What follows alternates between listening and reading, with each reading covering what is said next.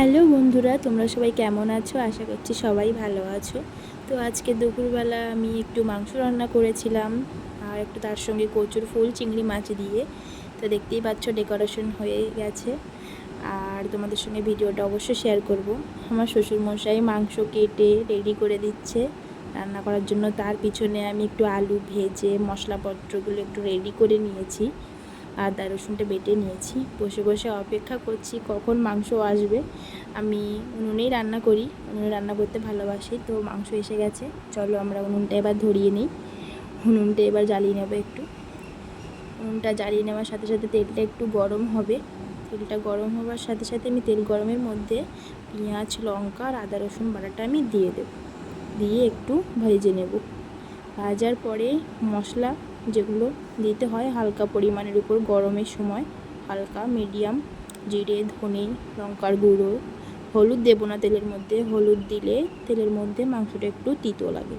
তো সেখানে একটু লবণ, জিরে গুঁড়ো, ধনে গুঁড়ো এবং লঙ্কার গুঁড়ো, একটু লবণ দিয়ে আমি আচ্ছা করে ভালো করে একটু কষাই করে নেব। দিয়ে তার মধ্যেই মাংসগুলোকে আমি দিয়ে দেবো। দিয়ে মাংসগুলোকে ভালো করে ওর সঙ্গে মিশিয়ে নিয়ে কষতে হবে। তো পেঁয়াজটা একটু লাল হয়ে যাবে, তারপরে মাংসগুলো দিতে হবে। তো দেখতেই পাচ্ছ পেঁয়াজটা একটু লাল লাল হয়েছে, তার সঙ্গে একটু চিনি দিতে হবে, কারণ চিনিটা দিলে মাংসের কালারটা অনেকটাই ক্রিমি ক্রিমি কালার আসে। তো এবার এর মধ্যে মাংসগুলোকে দিতে হবে।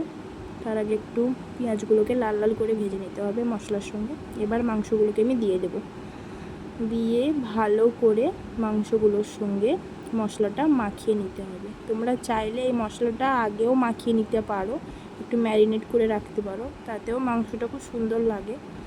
তো আমি সেভাবে রাখিনি, আমি তেলের মধ্যেই করে নিয়েছি।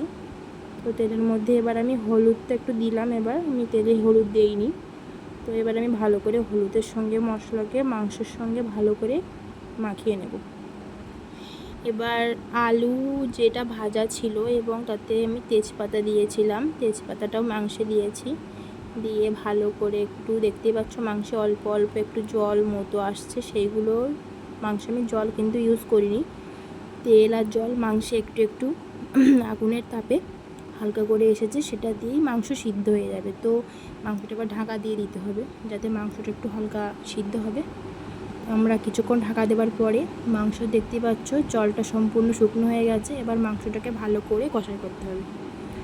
তো একটু জালটা একটু বাড়িয়ে দেবো এবার, দিয়ে মরিচ এলাচ দারচিনি আর লবঙ্গ সব কিছুকে আমি একটু বেটে নেব। আর তার মধ্যে মাংসে আমি জল দিয়ে দিয়েছি, কারণ আমার কষাইটা হয়ে গেছিলো, দেখতেই পাচ্ছ। আচ্ছা, মশলা রেডি করে নিয়েছি, এই মশলাটাই আমি ঝোলটা ফুটে উঠেছে দিয়ে দেব।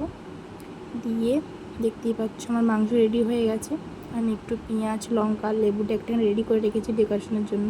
তো এই পর্যন্তই আজ।